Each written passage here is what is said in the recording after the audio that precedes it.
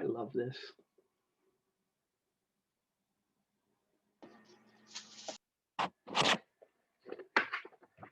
Oh, good afternoon, everybody. Good to see you all.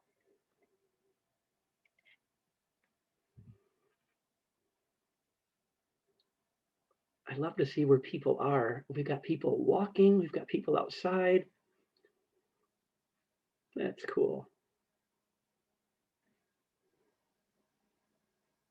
Pastor Julie Lehman Guys at Purdue University backdrop. Pastor Sean O'Brien's out on a country road. I love it. What do you think, Caroline? We've got most of our folks in? The waiting room is clear. Good. So welcome, everybody. Thank you for joining us today as we talk about some holy tinkering. We got some good stuff in store for you. So thanks for taking some time out of your day. A few things, like always, we will be recording and posting this up on our YouTube channel for afterwards. This would be a good one to maybe send out to some folks that you know in your community. So you will get an email when that is ready to go. We may have time for a question and answer session today. So if you have any questions at all, feel free to chat them in or email them to info@nwos-elca.org. Even if we don't get to them today in our Zoom call, we'll be sure to follow up with a response. We do have a thank you video that is up on YouTube and Facebook. We just wanted to take some time to say thank you. This past year, you've been extremely generous in the midst of everything. And so we wanted to update you on the grand total amount and some of the things that have been accomplished, all because of your generosity. So we will send out a link to that as well, but just know how truly grateful we are to partner with you in ministry. And that is just one of the ways that we would like to show our gratitude for you. One big thing coming up is the Festival of Homiletics. That is coming up May 17th through the 21st. This is the second year in a row that it will be virtual and free, which is, we were talking before, kind of a big thing because it's never been that way before. So very excited that they're continuing that for a second year in a row. So I'm going to pull up my screen here to share. If you don't know what the Festival of Homiletics is, I certainly did not. It is this festival, this 3-day plethora of speakers from all around North America, not just Lutherans, not just ELCA Lutherans, kind of from everywhere. So it's a really great way to get a diverse perspective on preaching and kind of just faith in general. And the theme this year is preaching for the future church. So a little bit appropriate for what we are up to here in Northwest Ohio. Super easy to register, right on their front page. We'll send this out as well. So if you register, you will get all of the information to your email, super easy, and you don't have to be a pastor to register. So invite parish leaders. If someone you know is going through diaconia or the teen program, or there's just a layperson who really would like to kind of play around and listen to other folks, be sure to send this to them. In the chat will be 2 links. Now, one with a list of speakers and one with the schedule. So because it's virtual, you have the option to come and go as you please. And if you have to work, all the information is right there. Real quick, we're going to throw up a poll. So last year, some of you may remember, we did some watch parties. We did the morning after the first day, and we did later in the week, just to debrief, because this is the kind of thing that is best experienced with other people. So we heard some good feedback, but want to know from you if you would be interested in something like this again. So I'm going to leave this poll. You should see if up on your screen. Take some time, let us know what your thoughts are, so that way we can figure out how we might support you.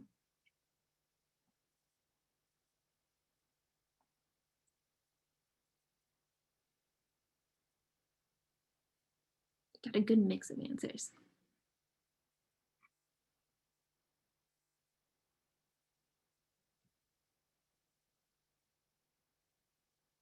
Awesome. 3 more seconds.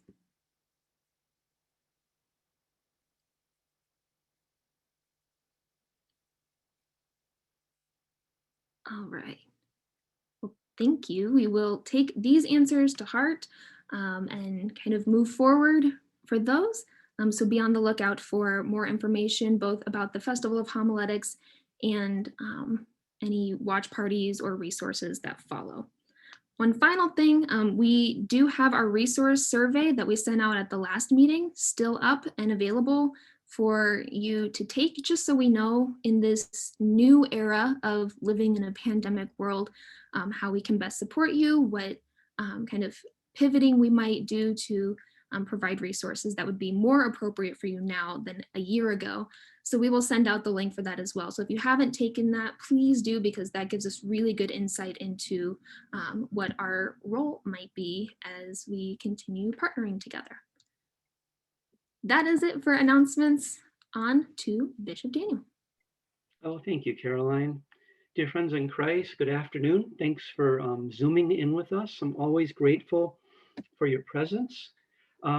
Christ is still risen. He is risen. Christ is risen. I can hear you even in the silence because he is. So today's focus, our time together, is fourfold.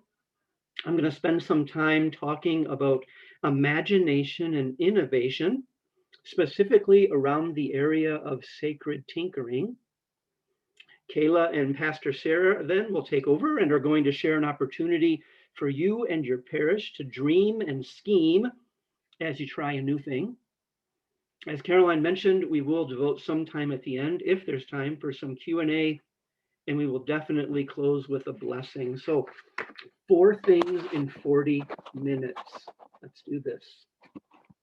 Thank you for taking the time to attend these Zoom leaders meetings. You know, I still remember those first meetings that we had more than a year ago. Back then, we were meeting weekly, and all of us back then were, and I think we still are, doing our very best to navigate our way through really difficult times. I remember that as your faces would pop up on the screen, I felt a peace and a comfort knowing that we were in this together, that we were adapting and innovating and learning and tinkering in really uncharted territory. We were truly living and serving off the map, and in many ways we still are. We may have our feet planted a bit more firmly, but there still is much ahead for us to do. Because I truly believe that God continues to do a new thing and calls us forth into a future that is already known by the risen Jesus. The mission of our synod ends with a call to partner with the crucified and risen one for the renewal of Northwest Ohio and the world. This is our call, and it's a strong call, for this is the call of Jesus. But I also know that the call to return to what was, to the way things used to be, is also strong. And at times that call may appear to be stronger than the call of Jesus, though I think we all know that it's not. It's not a stronger call. The call to return to what was is strong, but as strong as it is, it's not the call of Jesus. And leaders have been struggling with that tension for as long as leaders have been leading. As Moses will remind you, every single congregation, every single community of faith has a let's go back to Egypt committee. Because there were leeks and melons and cucumbers, but there were also taskmasters and bricks without straw, and we were slaves. And most of us are so tired of so much adaptation, so much anger, and so much change that some of us are even willing to chair the Let's Go Back to Egypt committee. But when we look back and when we lean back and focus our God-given energy and strength on what was, I believe that we will fail to see God's promise of what will be.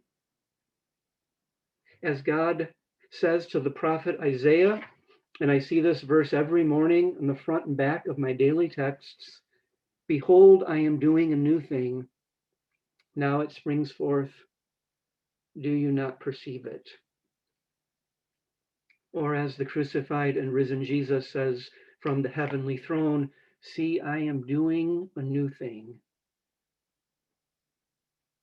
Come and see, come and be a part. Come and join me, the exalted Jesus says. So I bought this really cool toy gift for my grandson, George. He turned 2 last month. I want to make sure you can see this. So I bought him a screwdriver board. Do you see that? It's a wooden block, and it's got 5 small holes in it.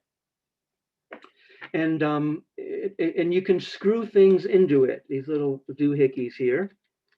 It comes with a small screwdriver. Yep, and it comes with an Allen wrench. Look at that. And so you can tighten things down and you can loosen things up. Now, Rachel thought that George might be too young for the screwdriver board. And Rachel's usually right about these kinds of things, but not this time. George loves it. And when I'm with him, when we're together, this is what we do together. We tighten things down and we loosen things up. I want George to know how to tinker. I want him to learn how things work. I want him to experience testing things out. And one of the best ways to tinker is by simply doing it, trying it on and trying it out. My very favorite class back in Avondale High School was auto shop. Did any of you have auto shop at school? I'd be curious. I wonder if that was just kind of a Motor City thing. We could first take it our junior year. It was a very popular class. Mr. Molnar was the auto shop teacher, and he would teach for 20 minutes or so, and then he would just set us loose to tinker on stuff. He would walk around the class, and he would ask us questions, but he never gave us the answers. And he never, ever told us when we were doing it wrong. So when we failed forward. We learned how to work on cars by working on cars, by tightening things down and by loosening things up.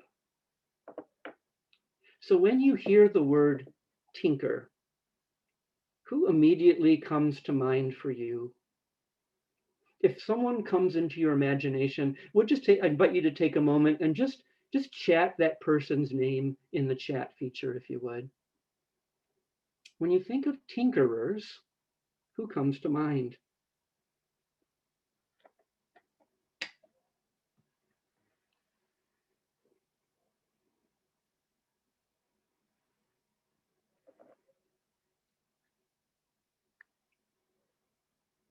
My hunch is there's going to be a lot of grandpas. There's going to be a lot of grandmas. Going to be some dads. There's going to be a few Mr. Molnars from Auto Shop. Or how about these well-known tinkerers? Thomas Edison, inventor of the phonograph. Tried and tried again. My grandma had a Victrola, and my aunt has it now. We loved playing with that when we were kids. Henry Ford tinkered with efficiency on the factory floor and created the Detroit middle class with the help of the unions. The Wright brothers, they were bicycle shop tinkerers who flew for the very first time in an airplane. There was German Lutheran John Rebling, Roebling, John Rebling. He designed the Brooklyn Bridge. Marie Curie tinkered her way to 2 Nobel Prizes. And Nancy Johnson perfected the hand crank ice cream maker. And her great feature was using salt to make things a little colder. I mean, come on, connect Manhattan to Brooklyn by a bridge or pave the way to mint chocolate chip ice cream. I've never been on the Brooklyn Bridge, and I may never get there, but I have had really good mint chocolate chip ice cream. Dear friends, as you look back upon this past year, I want you just to think about the opportunities that you've had before you to innovate. I want you to think of the ways that you got to innovate. And I was going to say had to innovate, but what you've all been able to do is a gift, as hard as it was. We get to innovate, we get to adapt, and we get to bring about important change. So as you ponder and think back upon this past year, what did you learn? Where did you fail? And how did you get back up and try again? Because isn't that what tinkerers do? They keep at it and they keep at it and they keep at it. When I'm with little George, my grandson, he tightens and loosens those screws over and over and over. In March of 2020, our world shut down. And in April 2020, the question on so much of the world's mind was, what about Easter? On CNN, on the Today Show, on NBC Nightly News, reporters were asking pastors, will there be an Easter? Now, we all knew that Easter was coming, whether Lester Holt or Anderson Cooper were ready or not. And in March of 2020, I'll admit I was worried, I was concerned. The first online service that I logged into on Facebook, the pastor was upside down, and I thought, oh, sweet Moses. But it got better. It got better as we tinkered, as we learned, as we adapted. I said a number of times to a number of you, the second time will be better than the first, and the 10th time will be better than the 9th. Because that's how innovation and tinkering work. It's how it's always worked. And Easter came, and yes, Jesus rose again from the dead. And I want you to think about this and hear this. And on Easter Day 2020 and 2021, the gospel of Jesus Christ was heard by more people around the globe than on any other day in the entire history of the world. The gospel of Jesus Christ was heard by more people around the globe than on any other day in the entire history of the world. So I just want to leave you with 3 things, 3 small things to think about and tinker with. You might want to write them down. Number 1, please don't do this work alone. Please don't do this work alone. Thomas Edison, Henry Ford, even Marie Curie had a team of folks that tinkered alongside of them. Just think of 2 or 3 folks in your community, in your parish, that you might collaborate with. And gather with them maybe twice a month to tinker time over good coffee or craft beer. They may not be your elected leaders. They don't have to be. And as Pastor Sarah Schaff said a few minutes ago, tinkering is contagious when we do it together in collaboration. Number 2, fail forward. Try some things. Tell the church council it's just a pilot. We're just going to do it for 6 months. Much of it will flop. When I had the gospel clowns who were hilarious at the Williams County Fair come and lead worship, it went down in flames. And I haven't had clowns since because I learned not to tinker with clowns. Number 2, fail forward. And finally, number 3, which is a word for where I think we all are right now. Rest first, tinker second. Rest first, tinker second. You are tired and you are weary. And you are tired of pivoting and adapting and innovating and tinkering. I know it. You are weary of Zoom meetings and angry people who want their way over the way of Jesus. Please take a day to rest. Take your day off. Take 2 days off. Take some vacation days. Do that first and then carve out some time. Carve out some time away from the parish. Hit up a Catholic retreat center. They're cheap, they're quiet, and they're used almost exclusively by Lutherans. I'm going to St. Meinrad's this fall. I didn't get to go last fall. Find your place and find your space to dream and to scheme and to tinker.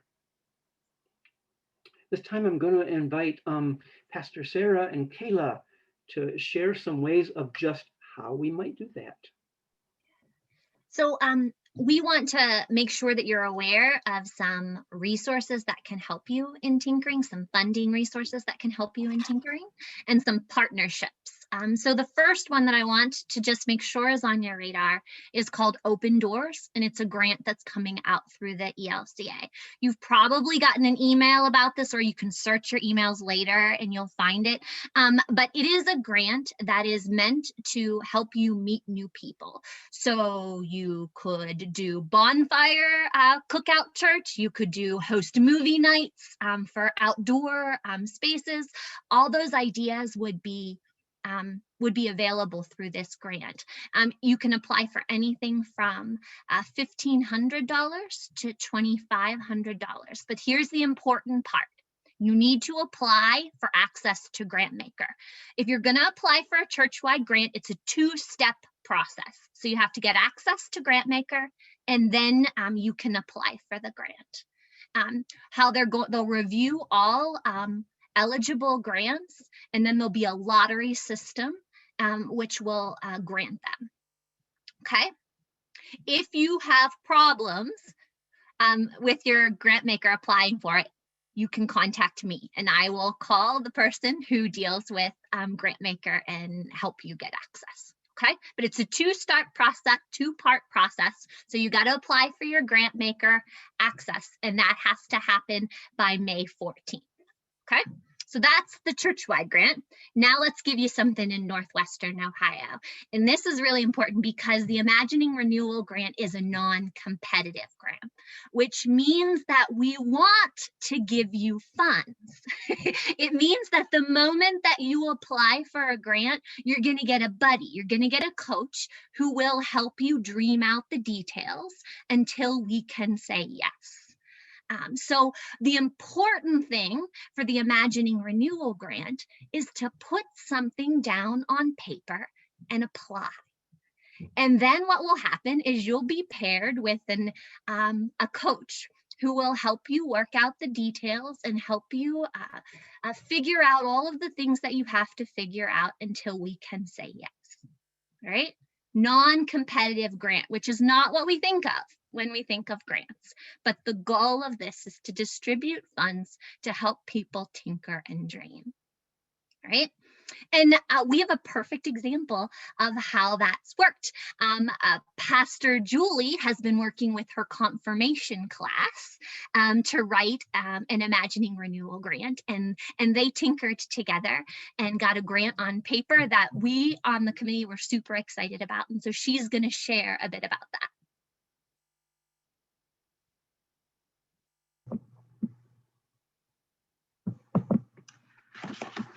This actually started back in 2019 when my mom and I took a short trip to Lexington, Kentucky.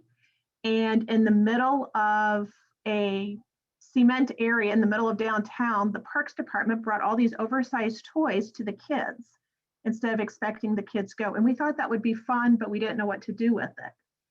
So a few weeks ago at confirmation class, a couple of the kids were running late. So we started talking about getting games and using our outdoor space just to bring kids together.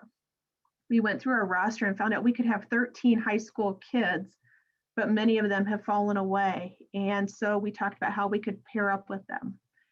So when the other two arrived, we put together a list of the people that we wanted to connect. St. Peter's is on Highway 18. It's not safe for people to come to us. There's no sidewalks, but we're attached to a nursing home and we have a daycare in the church. So we talked about games that the daycare kids could play with the nursing home residents and ways that our confirmation class could go over Sunday after church with a brown bag lunch and play yard games with the seniors. And one of the girls in the class had gone to a church that did pancake breakfast before school on Friday. And they just invite high school kids to come have breakfast on their way to school. And she wanted to know if we could start that here. So we came up with 6 different ways of connecting the generations with the idea of building relationships between generations, but also reconnecting those who've fallen away. Of course, I had to get discipleship stuff in there. And so we included the supplies for making a portable labyrinth that we can use, and we can take it to the park or on the road where we go. So that's kind of where it started. They're anxious. Every confirmation class, they want to know when we can start buying games and playing games and when we can clean the junk out of the closet to store the games. And the young woman who wanted the pancake breakfast brought in a list of people that she would like to invite. And we've had conversation with the superintendent and the director of the daycare and the director of Van Crest. And the momentum is just really growing and it's really exciting. But it began with tinkering about games and outdoor space. Awesome. Thank you so much for sharing. It's a perfect example of what it looks like when we spend some time dreaming and listening to the voices in our congregation who have great ideas and outside of our congregation about what it looks like to connect our community. So just want to make sure everybody knows exactly where to find the application. We have received 10 applications since the Imagining Renewal 2021 round opened on Easter Monday, and we're at the 2-week mark.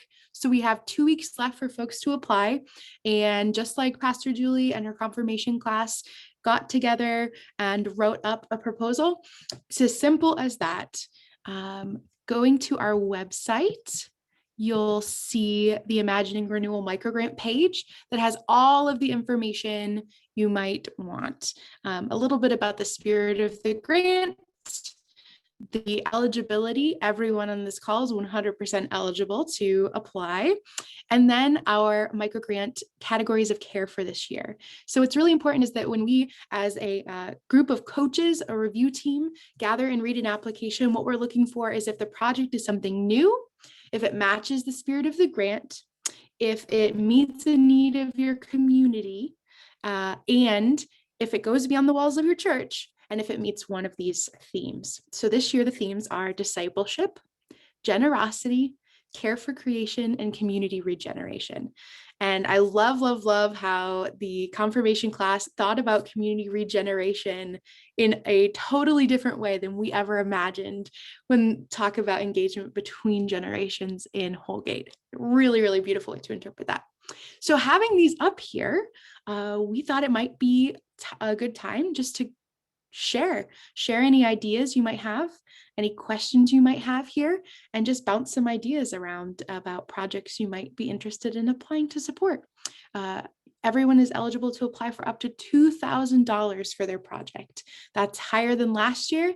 The generosity of City Council allocation of funds and the Eloise Way Kemner Fund has made this possible. Some really generous donors. So does anybody have any particular ideas or any projects they want to share about?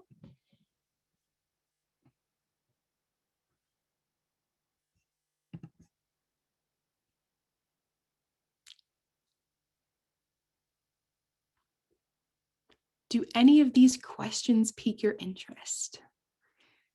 Of what it looks like to disciple and be a disciple in relationship with our neighbors beyond the wall of the church, or how we can serve with a posture of generosity in our communities?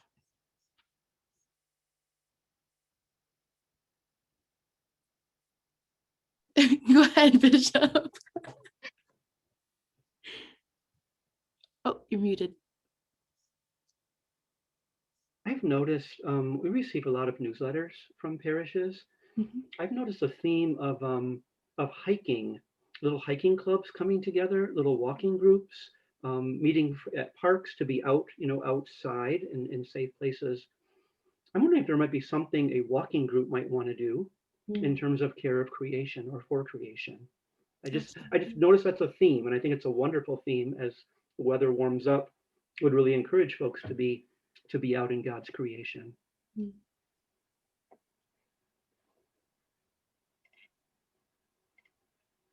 And something like that could take on all kinds of different, it could be a craft with kids, right? Something that cares for creation. It could be planting something in your community.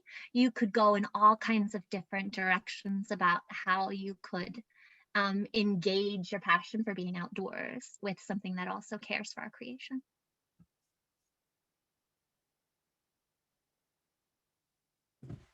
How about these other categories? Any ideas sparked by generosity as we're in the year of generosity? Or maybe even this community regeneration?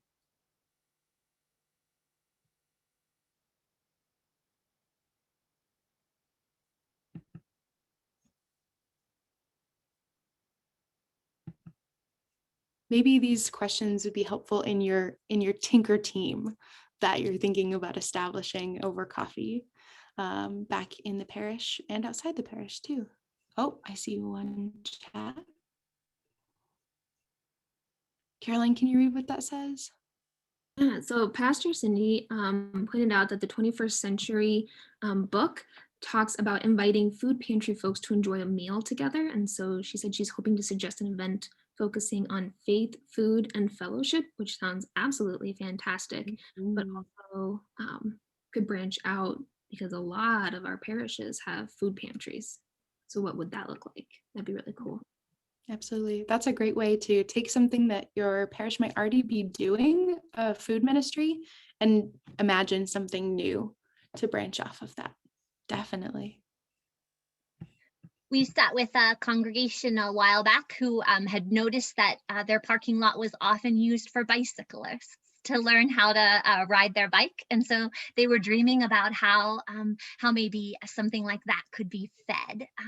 So it can be something that you notice about your community that you want to create something that meets that need. And like we said, if you need dreaming partners, I know you're exhausted, right? It's only been the most exhausting past year to do ministry in the history of the church, right? So if you need dreaming partners, be sure to reach out, and we'll be happy to help you with that. Thanks so much for the applications you've sent in, and we so look forward to reading more and continuing to craft a culture of tinkering and innovation, as you're all such great thinkers in this way.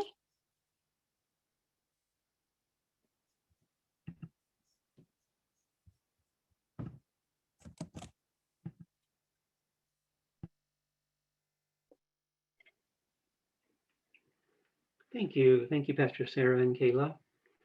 Caroline, why don't we open things up for some Q&A? We can focus on time of tinkering. We can focus if there's some questions about the microgrants or other questions folks might have. Yeah, so one question we have is, we're focusing a lot on tinkering out in our parishes. What are some things that are going on in the synod office that we're tinkering with? What does that look like kind of on that level? So one thing that I've been tinkering with is I've been spending this year of generosity learning what I can about helping folks be more generous and to give. Early on in my ministry at St. Peter's in Eden, Ohio, I had a mentor who worked with me. His name was Father Fred Duschel. He's a retired Catholic priest now, but he was serving at St. Joseph Parish. I remember we were sitting at the feed mill restaurant, and he encouraged me to think about my top 3 spiritual gifts. What were your top 3 spiritual gifts? And they were shepherding, leadership, and giving. And he encouraged me to spend 10 years on each gift. So in my 30s, I spent 10 years trying to figure out what it meant to pastor people and to be a spiritual leader, a prayerful person, a shepherd. During my 40s, I read and learned everything I could about leadership. And now that I'm in my 50s, I am learning about giving. I'm reading, I'm studying, I'm spending time with the Lily has a wonderful course, a School of Philanthropy, and that's where I've been devoting my continuing education. So I'm tinkering with how I might grow in my own giving and also how I might teach others to grow. So that's one thing that I'm focusing on as a leader in the church. Cool. Another question we got is, in your reading list that you send out on Mondays, you've had the new Jim Crow there, I think, as an audiobook. And so this person said it was probably one of the hardest books on racism they've read, but what's your experience been with it? How's that been for you? It's a sobering book to read. The author does a really good connection of that the war on drugs that was established and in the 1980s and 90s had a profound effect on mass incarceration. It's very interesting. I was running this morning. I did an early 3-mile run. I was actually listening to it. And here's the words that the author said. She said, "It has become so endemic and part of our society, this idea of mass incarceration. The only way we can get out of it is by tinkering our way out of it." I just thought it was really interesting that she used that word. I would really recommend that you read that book, and not to read it alone, but to read it in conversation with others. It's a powerful book.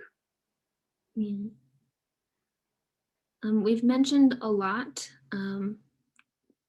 like you just said, not doing things alone, reaching out to people, maybe not elected leaders in our churches. So someone had a question about, what do you do when people are reluctant to get on board? How do you get that to the next step? How do you keep tinkering when folks seem a little hesitant? What, any advice on getting them on board, or at least on board enough?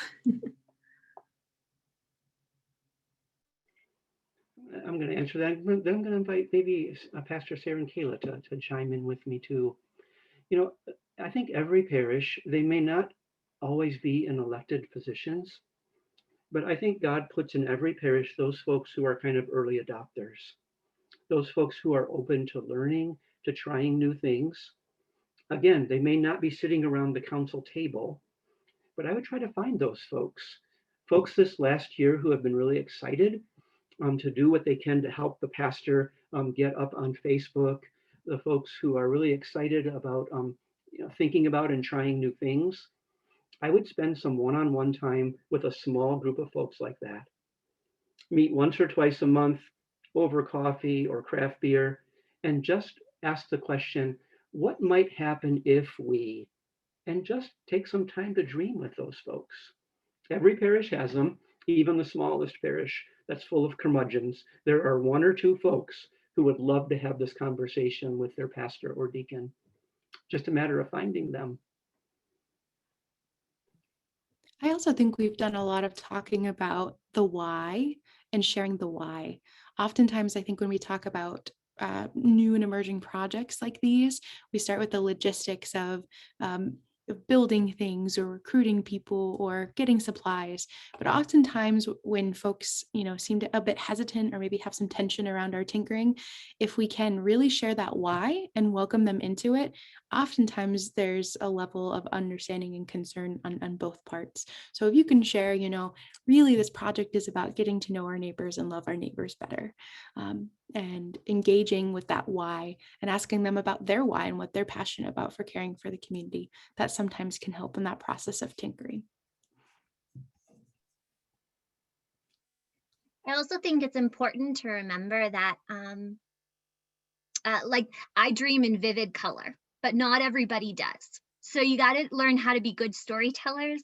You got to learn how to paint enough of a picture that people can see a bit of what's coming. And also, I would say that dreams are contagious, right? Tinkering is contagious, but it also snowballs. So if you can have a small success, it will propel people into a bigger risk. Which will then propel people into a bigger risk, which will then and pretty soon it'll be way out ahead of you and you can't even keep up with it. So I would invite you to find the smallest possible thing that you think people could be excited and get behind, and then celebrate it to no end and praise people for taking that step to no end, and then see if you can get it rolling.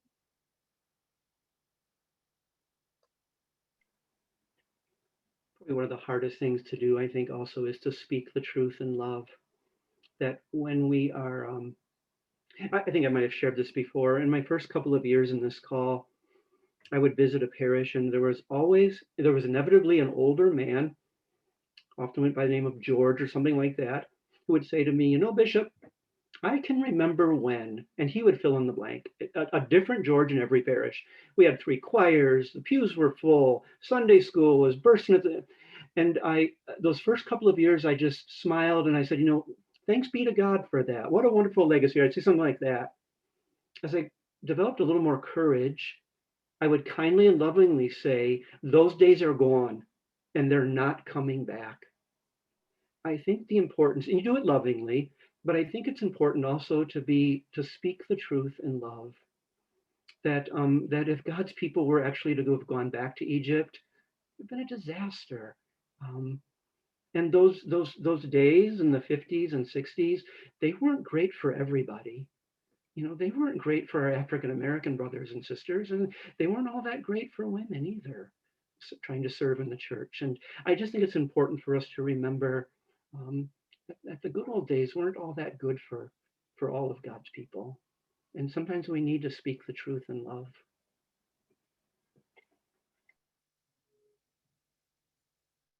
One final question. What is 1 or 2 things coming up in these next few months that you're really excited about, synod or otherwise? I'm going to be featured at Lakeside. So during Lutheran Week, Lutheran Chautauqua, they've asked me to come and be the guest preacher and Bible study leader, Vespers preacher. So let me get the dates for you. I'm excited about it. June 20th through 25th. And if you come on Sunday morning, it's free. You don't have to pay those really expensive gate fees. And that's just kind of cool because when Rachel was a girl, she would go to Lakeside with her grandparents and they would stay at the Maxwell house. And it's just kind of neat that I have the opportunity to be at Lakeside for the Lutheran Week. So that's something I'm excited about.